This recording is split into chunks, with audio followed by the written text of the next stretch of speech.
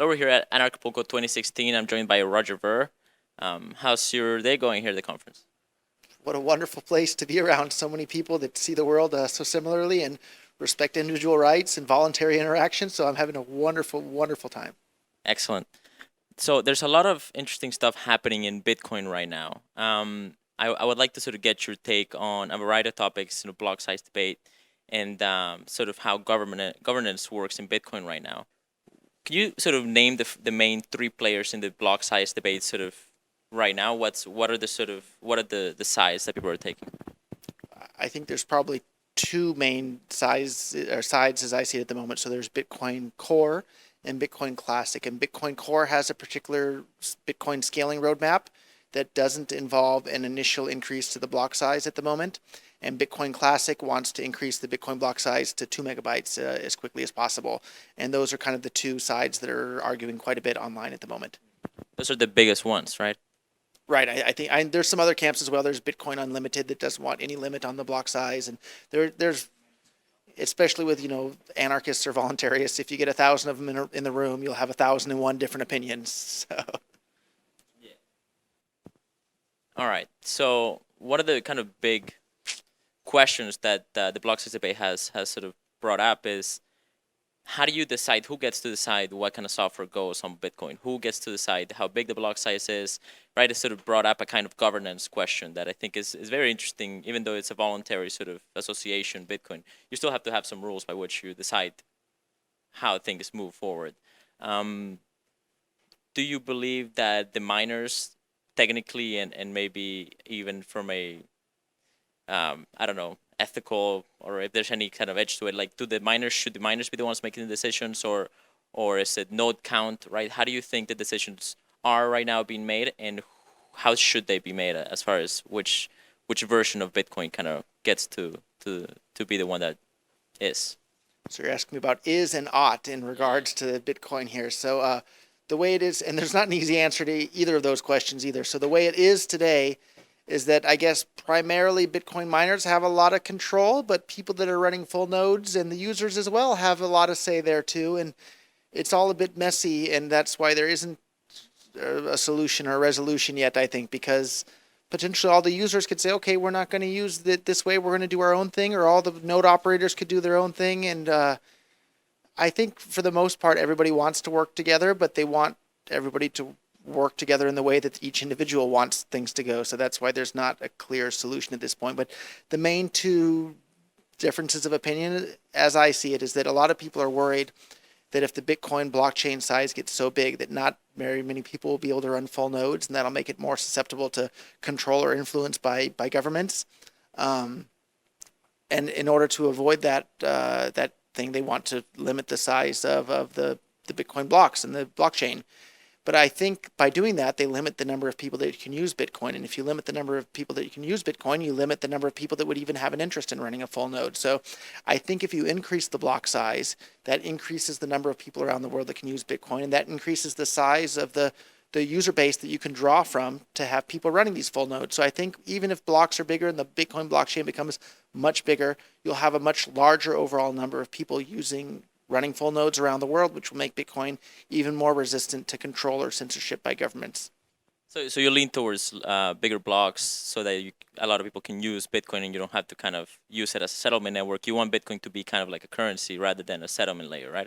'Cause it seems like the small block people, they want Bitcoin to be a place where you super confirm your transactions and then do a lot of sort of fast trading like the Lightning Network or like Tiny. You get your coffee. You don't buy coffee on the Bitcoin blockchain. You buy coffee on the Lightning Network, and then that gets confirmed with a bunch of other coffee purchases on the blockchain, right? That's more or less the idea that they have.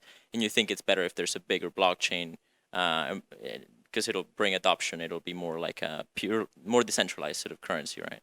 Yeah, but I think we can do both those things. So, like, even if we have a much bigger blockchain, we can still have the Lightning Network and all this other stuff going on as well. And I've been selling computer parts for 20 years almost. I remember one of the first products I was selling were 8 megabyte, not gigabyte, not terabyte, 8 megabyte memory modules, and they were $650 each. And today, those same 8 megabyte memory modules are garbage. You literally throw them in the garbage and send them off to the dump. And so people that are worried about, oh my God, how could we ever, have, 2 megabyte blocks, every 10 minutes or whatever. And that works out to, I don't know, 50 gigabytes a year or something if you do out the math. Like that's not very much today, and in a few more years it's going to be nothing. And so I think in the future, even 100 megabyte blocks or even gigabyte blocks, that's not going to be an issue at all. One photo on my iPhone is probably about 8 megabytes today. One single photo, and in the future they're going to be, photos are going to be even more high resolution than that and even larger. So storage is not the issue, and network speeds are getting faster. My first modem was a 2400 baud modem, and it took forever to download even a 1 megabyte file, whereas now I can download, a megabyte file is a tenth of a second to download.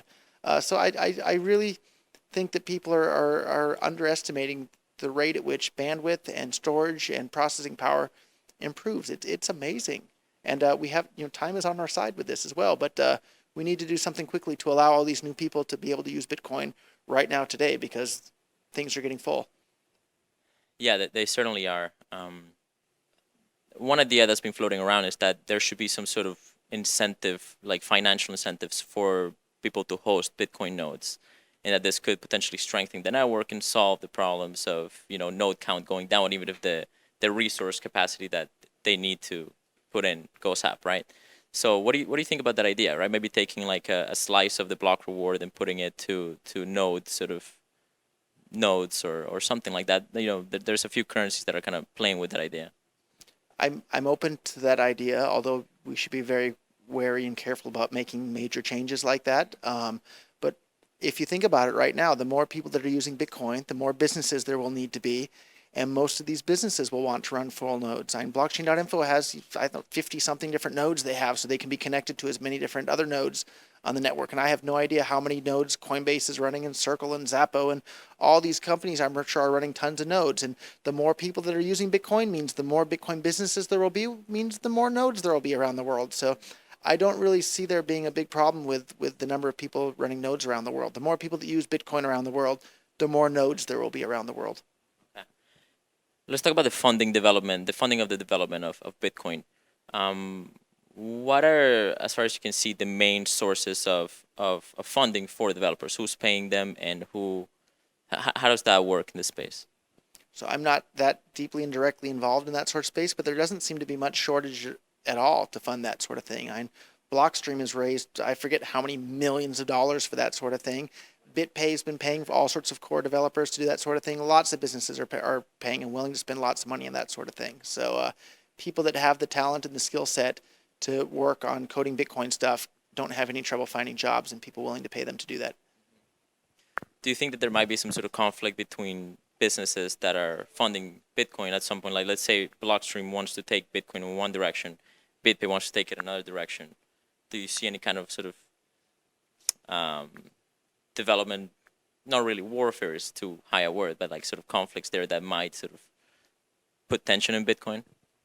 There's definitely quite a bit of tension in Bitcoin at the moment. There's more than a little bit of tension at the moment, but I think it's going to get settled, and I think Bitcoin's going to move ahead, and more people are going to be able to use Bitcoin, and tension is part of life, I suppose. Yeah. All right, one more question. Is Bitcoin a democracy? No, I don't think Bitcoin's a democracy any more than the laws of physics are a democracy. The Bitcoin network behaves the way the Bitcoin network behaves. But the neat part about it is, I'm making this analogy up as we go, but maybe Bitcoin and crypto coins is kind of like the multiverse, right? We have the universe that we're living in today, but there's all these other alternate universes. Maybe, you can have as many different alternate Bitcoin universes as you want in the form of all these altcoins. So if you don't like the universe you're living in today, go and make your own universe and call it whatever altcoin you want. And people that like that version of the universe can jump in and use that one as well. So I don't think democracy is the right word for that. Maybe it's a multiverse or a multi-crypto coin universe or something like that. So even if the decisions were made in Bitcoin such that 75% of the miners have to agree that this code base is going to be the new sort of mainstream Bitcoin Coinbase, or that that is not going to be Bitcoin Core, but it's going to be another sort of development team. Even if it's sort of by percentages of how many users agree with one code, it's not really democratic because it's not imperialistic, right? They're not forcing you to be there. You can always get out and go to any all this of the other multiverses that are options for money, right? Yeah, and with democracies or not, they always say, if you don't like it, you can leave, but it's not true. You're not allowed to leave. I'm someone who eventually managed to leave the U.S., but you literally have to ask for permission to leave and not be a U.S. citizen anymore. And I asked the guy at the embassy too. I said, have you seen people be denied when they ask to stop being American? He goes, oh yeah, I see it happen all the time, where governments literally tell someone, you're not allowed to stop being an American. So whereas with Bitcoin, anyone can leave anytime for any reason and make their own altcoin or use their own whatever they want. So I don't think democracy is the right word for Bitcoin.